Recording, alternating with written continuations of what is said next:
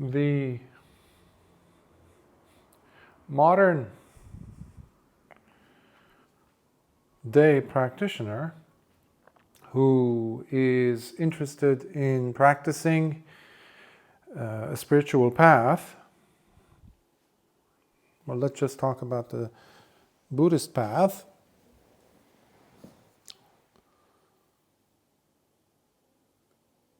For some time I've been noticing a trend in the world, not just with me, but in general. And perhaps this has some cultural connotations, some nuances there, some elements from culture and the lack of that family cohesiveness, where you see individuals seeking a new identity of belonging,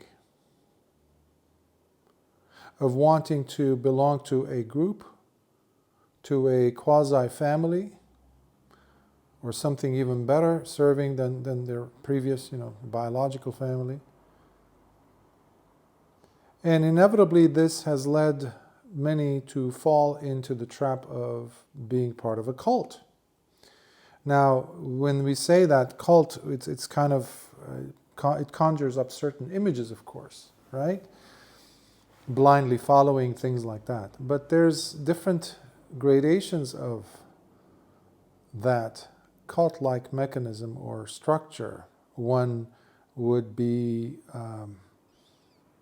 feeding oneself to, and also the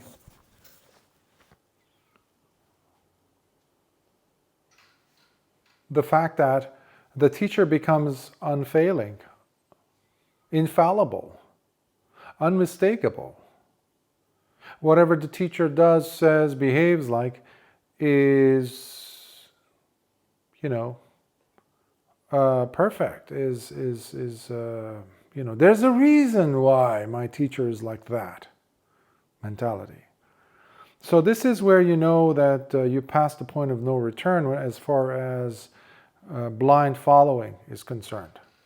It's interesting also when we compare to the suttas and the incidents, the events, the interactions specifically, the dynamic interactions between teacher and disciple as it relates to Lord Buddha and his students, or any of his own direct students and their pupils.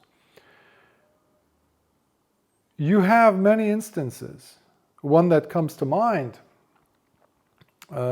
is from the Mahavacchagotta Sutta, which is Majjhima Nikaya number 73, if I'm not mistaken, middle-length discourses, where you had this individual who was a Brahmin youth, and he was very knowledgeable in all the Vedic, culture, and he and a buddy of his used to come in and hang out and try to ask questions around the bhikkhus, but especially they would make it a point to come and speak with Lord Buddha if they would be given the audience to, and they would ask questions. So in that sutta, he takes refuge in Lord Buddha, but he also goes forth.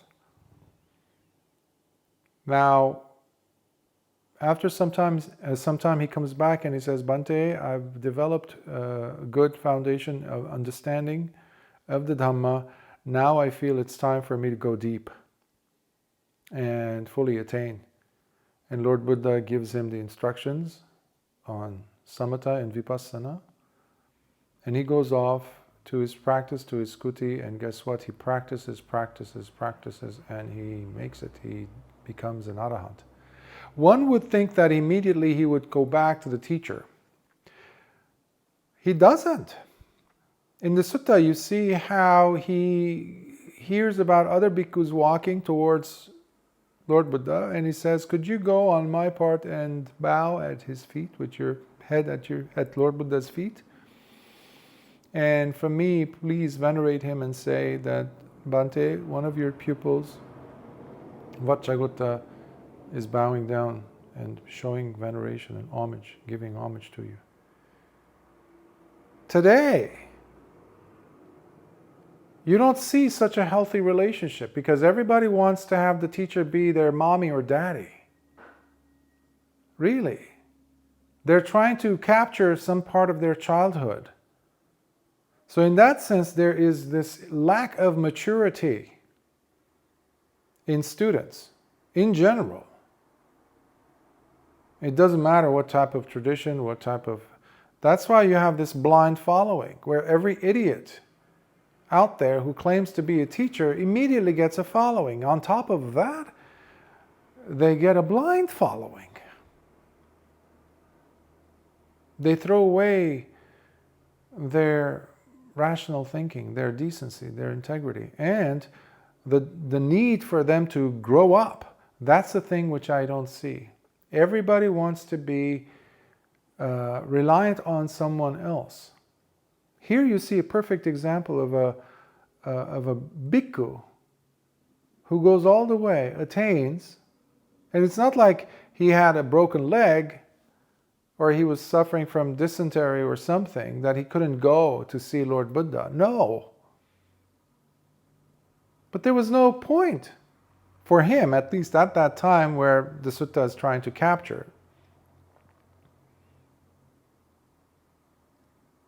How many individuals do that? Everybody's trying to please the teacher. Not, again, there's got to be the distinction here made. There's a difference between being appreciative, respectful, kind, loving, generous, and all that is wholesome towards the teacher, someone that you truly love and appreciate, and somebody that you're using to cover up for mommy or daddy. So your parental issues, you're working not even intentionally, not even intelligently, but subconsciously. You're trying to fill up a void, an emotional void, by bringing this teacher. And I've seen this because I used to attend different, groups, different teachers I've met over the course of my life. There's this bhakti type of a thing, like devotional, yes. And it's almost like the teacher is the embodiment of some godly presence. Where does that leave me? This is my life I came to live, not to be a slave to any teacher, any system. I need to really make the most of this life.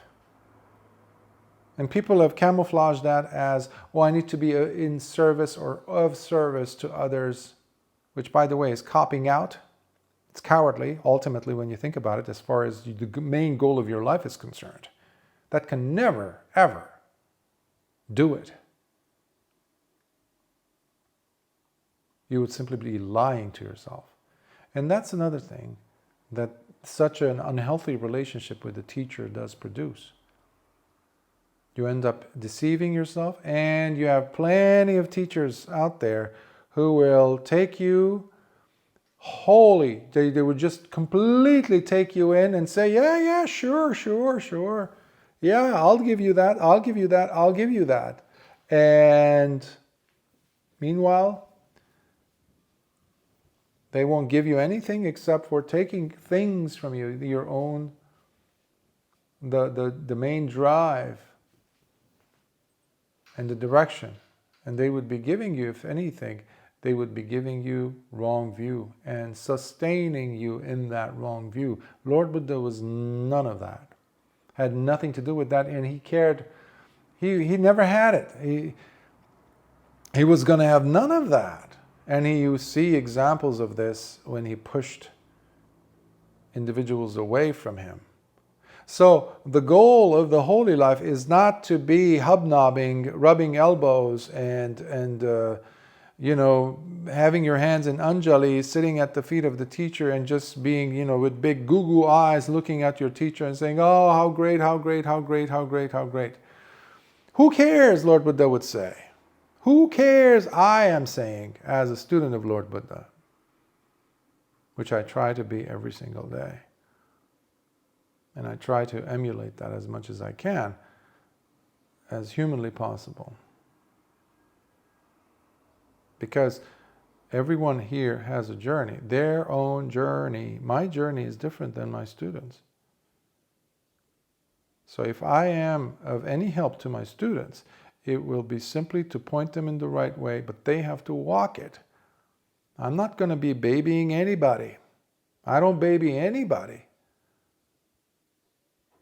That's not the job of a bhikkhu, of a teacher. Any teacher who calls himself a teacher in this path of Lord Buddha's. We all must adhere to the example of Lord Buddha. No exceptions. Now, many students like to be pampered, like to be babied. Well, this path isn't for them, I can tell you. There's plenty of other stuff over there. Go shopping some more, because you're not going to find it here. What you're looking for, the merchandise, there's none of that here. But unfortunately, over time you've had, and you do have now especially, many Buddhist teachers who are doing that, where they want to be replacing mommy and daddy, where they become this cult figure, despite the fact that they are in robes. And they allow the students to think of them as infallible. We have an infallible teacher. No, the Dhamma is. It's like somebody who pays $100,000 to go and climb Mount Everest. The highlight of their commitment is always going, despite the fact that the journey is it, all that saying, but ultimately they're looking for that moment where they get to the summit, they reach the peak of Mount Everest. That's the whole point. So the attainment of awakening, of liberation for the person, through the efforts of the person, oneself meaning, is the primacy, has to be the primacy of the main association with a teacher in a school, not the relationship with the teacher. Who cares about the teacher-student relationship ultimately when it's not serving the Dhamma? So the Dhamma has to be number one. Otherwise, the student's going to remain, even in their 50s, 60s, 80s, 100 years old, baby, seeking to be pampered and taken care of by this new parental infallible person called a teacher now. So this is not the healthy way of thinking. This is juvenile, this is infantile in fact. So a real teacher in this Dhamma and discipline will kick you, get some senses knocked into you and some stupidity out of you.